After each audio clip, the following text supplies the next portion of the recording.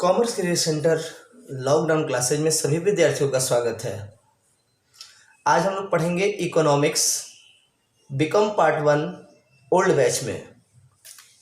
Economics में आज का टॉपिक है लॉ ऑफ डिमांड, यानी कि मांग का नियम।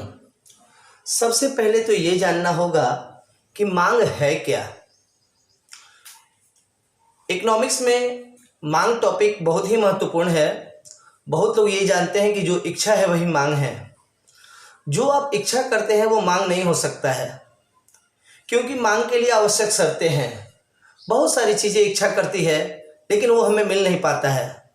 यदि आप पुअर फैमिली से बिलोंग करते हैं और आपको मन करता है कि मेरे को एक कार मिले, तो आप तो एक गरीब आदमी हो, आपके पास साइकिल खरीदने की यदि हैसियत नहीं है और आपको मन करता है कि मेरे पास एक कार हो, तो यह आपकी इच्छा कहलाएगी, ना कि मांग। मांग तो वही होता है जो आप उसे खरीद सकें, उपयुक्त समय हो। तो ध्यान रहे कि इच्छा अनंत हो सकती है। इच्छा बहुत कुछ करता है। मैं पीएम बनता, मैं सीएम बनता, मैं प्रोफेसर हो जाता, मैं डॉक्टर हो जाता, बहुत चीज़ें। मेरे को बंगला होती, कार होती, एंड्रॉयड मोबाइल होती, एप्पल का मोबाइल होता, ये सारी इच्छाएं हैं। लेकिन मांग क्या है सर? मांग का मतलब वो हुआ, डिमांड वो चीज़ कहलाएगा जिसको खरीदने के लिए आपके पास निर्भरता हो, जिसे आप खरीद सकते हैं। आइए ध्यान देते हैं मांग के लिए क्या क्या जरूरी है। प्रभावपूर्ण इच्छा को ही मांग कहते हैं। अर्थशास्त्रियों का कहना है कि प्रभावपूर्ण इच्छा को ही मांग कहा जाएगा। मांग की शर्तें: निश्चित समय, निश्चित मूल्य, यानी खरीदने के लिए एक समय होनी चाहिए और निश्चित मूल्य होनी चाहिए, और क्रय करने की क्षमता होनी चाहिए। मान लिया जाए कि आप मार्केट में निकले हो और आपको बहुत जोरों की भूख लग गई। आपके जेब में लगभग 20 रुपये हैं और आपको भूख लगी हुई है। 20 रुपये में मनचाहा रेस्टोरेंट में बढ़िया जगह पे जाकर हम वेज या नॉन वेज अच्छी तरह भोजन नहीं कर पाएंगे। मात्र 20 रुपया जेब में है और भूख जोरों की लगी हुई है। तो कहने का मतलब है कि निश्चित समय जब आप बाजार गए हुए हैं, जब आप बाजार गए हैं तब आपको निश्चित समय में भूख लगी हुई है। निश्चित मूल्य, आपके पास 20 रुपये ही है भूख मिटाने के लिए, और क्रय करने का क्षमता, आप उससे ज़्यादा क्षमता है ही नहीं। आप नहीं जा सकते हैं होटल में जाने पर 500 रुपये खर्च हो जाएंगे और आपके जेब में यदि 20 रुपया है, तो उस समय आप 2 समोसा खाकर अपना भूख मिटा सकते हैं। 2-3 समोसा खाकर भूख मिटा सकते हैं। तो कहने का मेरा मतलब ये हुआ कि अगर आप होटल में जाना आपकी इच्छा हो सकती है, लेकिन आपका डिमांड नहीं, मांग नहीं, क्योंकि आपके पैकेट में 20 रुपया है, तो आप अपनी भूख को शांत करें 20 रुपये में। तो इसका मतलब कि 2-3 समोसा खरीदना, यह आपके लिए कहलाएगा डिमांड, यानी मांग। और यदि आप होटल के जाने को सोचते हो तो यह आपकी होगी इच्छा। उस समय आपकी इच्छा तो पूरी नहीं होगी, लेकिन आपका डिमांड पूरा हो सकता है। आगे हम देखते हैं, प्रत्येक मांग इच्छा नहीं हो सकती। सही बात है, आप बहुत सारी इच्छा करते हो, तो ये सारी चीज़ें आपकी पॉसिबल नहीं है। यदि आप साइकिल खरीदने की हैसियत रखते हो, तो आप कार का सपना यदि देख रहे हो तो ये इच्छा है। साइकिल खरीद सकते हो लेकिन कार नहीं खरीद सकते हो, तो जितनी इच्छा किया जाता है वो डिमांड नहीं है। इच्छा ही बन के, डिजायर बन के ही रह जाएगा, इच्छा बन के रह जाएगा। तो इच्छा यदि पूरी हो जाए, पूरी की करने की तत्परता हो, तो उसे ही हम लोग कहते हैं मांग। अब आगे बात करते हैं मांग का नियम।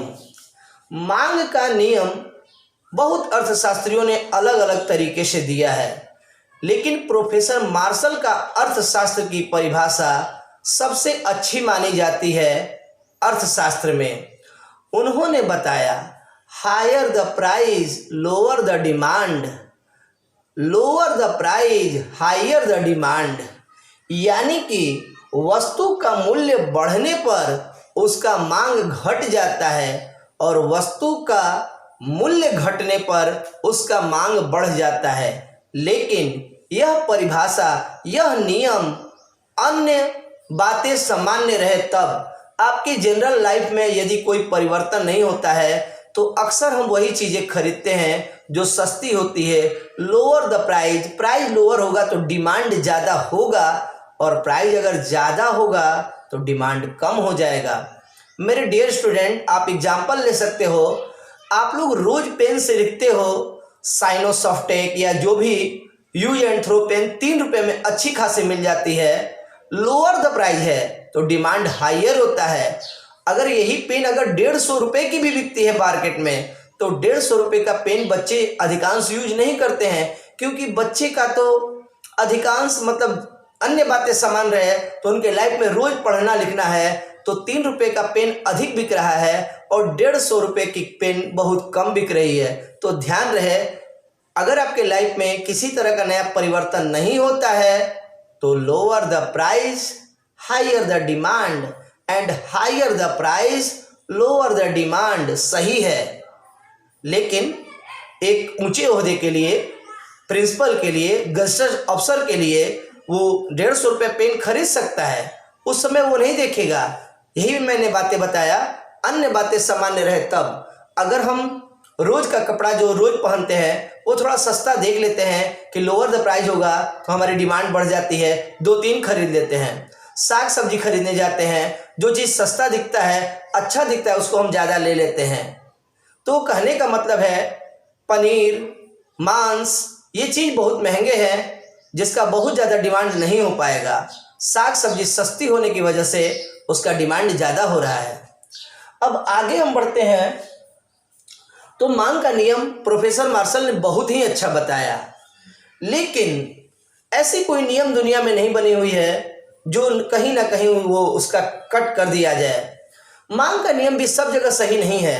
Higher the price lower the demand and lower the price higher the demand, ये सब जगह सूटेबल नहीं है। अगर आपके लाइफ में कोई परिवर्तन होता है तो इन सारी बातों का कोई मतलब नहीं रह जाता है। जैसे ध्यान दें, प्राण, प्रतिष्ठा और परंपरा से जुड़ी हुई वस्तुओं पर मांग का नियम लागू नहीं होता है। अगर आपके घर में कोई बीमार होता है, कोई सदस्य बीमार है, तो हम लोग पूरी पैसा लगा देते हैं कि वो अच्छी तरीके से ठीक हो जाए। जितनी मेरी सामर्थ्य होती है 1 लाख, 2 लाख, 5 लाख, 10 लाख तक लगा देते हैं ताकि हमारी माँ, पिताजी, भाई, बहन बच जाए। इसलिए प्राण से जुड़ी हुई वस्तुओं पर higher the price lower the demand नहीं लागू होता है। ठीक वैसा ही प्रतिष्ठा, प्रतिष्ठा के लिए हम कुछ भी करते हैं। रोज तो हम लोग जो खाना खाते हैं वो जनरल रूखा सूखा खा सकते हैं, लेकिन जो प्रतिष्ठा की बात आती है, भैया की शादी है या दीदी की शादी है, अंकल की शादी है, तो उसमें अच्छे से अच्छा खाना खिलाएंगे, रेस्टोरेंट में पार्टी देंगे, नॉनवेज बनवाएंगे, पनीर बनवाएंगे, मंचूरियन बनवाएंगे। यानी कहने का मतलब मेरा ये है कि प्रतिष्ठा के लिए हम अधिक से अधिक पैसे खर्चे करते हैं, और जनरल घर में रहने के लिए तो हम higher the price lower the demand का चिंता करते हैं। लेकिन जिस दिन शादी पार्टी होती है, अपनी प्रतिष्ठा बनाने के लिए हम अधिक से अधिक रुपया खर्च करते हैं। ठीक उसके बाद आपका आता है परंपरा। परंपरा भी वैसा ही है। अगर आप जनरल लाइफ में रूखा सूखा खा के रहते हैं तो अच्छी बात है। दीपावली, दशहरा, ईद, बकरीद, जो भी आपका पर्व है, उस पर्व में आप चाहते हैं कि घर में अच्छे पकवान बने, अच्छी पोशाक बने, घर अच्छी तरह पेंटिंग हो, घर अच्छा दिखे। तो हम लोग अपने अपने धर्म की मैं बात कर रहा हूँ, सभी अपने धर्म में चाहते हैं कि परंपरा से जुड़ी वस्तुओं को खरीदा जाए, और परंपरा बाकी का दिन सामान्य रहे तो सही है, लेकिन होली, दीपावली, दशहरा, ईद, बकरीद या जो भी हो, गुड फ्राइडे या जो भी आपकी जो त्योहारें बनती हैं, उस त्योहार के दिन आप अच्छे दिखते हो। होली के दिन रोड पे चहल पहल दिखती है, लोग नए नए वस्त्र पहनकर शाम में निकलते हैं, तो इसका मतलब साफ है कि जनरल डे में वो किसी तरह पहन लेते हैं, कुछ भी पहन लेते हैं, लेकिन होली, दीपावली, दशहरा, ईद और बकरीद में वो नए कपड़े पहनना ज़्यादा पसंद करते हैं। तो इस तरह से हम अपनी परंपरा को नहीं छोड़ सकते हैं, उसमें higher the price lower the demand नहीं हो सकता है। इसके अलावा और भी चीज़ें हैं जिसपे मांग का नियम लागू नहीं होता है। फैशन, फैशन की दुनिया में कोई गारंटी नहीं है। जब हम फैशन के सामान खरीदने जाते हैं तो महंगा और सस्ता नहीं देखते हैं, वो भी नहीं देखते कि वो टिकाऊपन है। फैशन यानी हमारा फैशन, शादी पार्टी में हम कुछ अच्छा दिखें उसके लिए अच्छी से अच्छी फैशन की वस्तुएं खरीदते हैं। उस समय हम ये भूल जाते हैं कि वस्तु सस्ती है कि महंगी, लेकिन रोज खाने पीने की वस्तुएं, यूज करने की वस्तुओं में हम सस्ता महंगा सोचते हैं, लेकिन फैशन की दुनिया में, पार्टी की दुनिया में, पार्टी वियर सामान खरीदने में हम ये सब चिंताएं छोड़ देते हैं। इसका मतलब फैशन पे higher the price lower the demand लागू नहीं होता है। इसके अलावे आपका अगला और है बहुमूल्य वस्तुएं। बहुमूल्य वस्तुएं, सोना का दाम कितना भी अधिक बढ़े तो सोना और भी सोना हो जाता है और लोग लाइक करते हैं। महंगा होने के कारण ये तो और ज़्यादा बिकता है। सबकी चाह होती है कि हम सोना खरीदें। सोना महंगा होने से उसका महत्व घटेगा नहीं और बढ़ेगा। अगर सोना बहुत सस्ता हो जाएगा तो सभी खरीद लेंगे। इसलिए सोना पर भी higher the price lower the demand लागू नहीं होता है। तो माय डियर स्टूडेंट, आज की टॉपिक बहुत ही बढ़िया है, लॉ ऑफ डिमांड।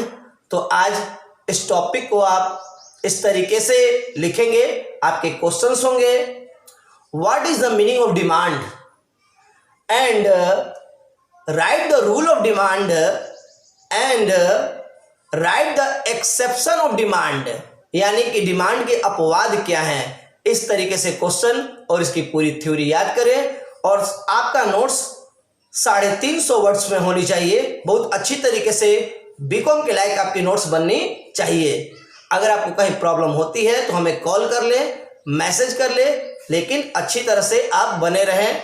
हमारे YouTube channel commerce career centre Arrah को सब्सक्राइब कर आप प्रत्येक प्रकार के नोट्स, थ्योरी को आराम से उसमें देख सकते हैं, समझ सकते हैं। तो हमारे चैनल को जरूर सब्सक्राइब करें, कॉमर्स कैरियर सेंटर आरा। तो इसी के साथ विदा लेते हैं। जय हिंद।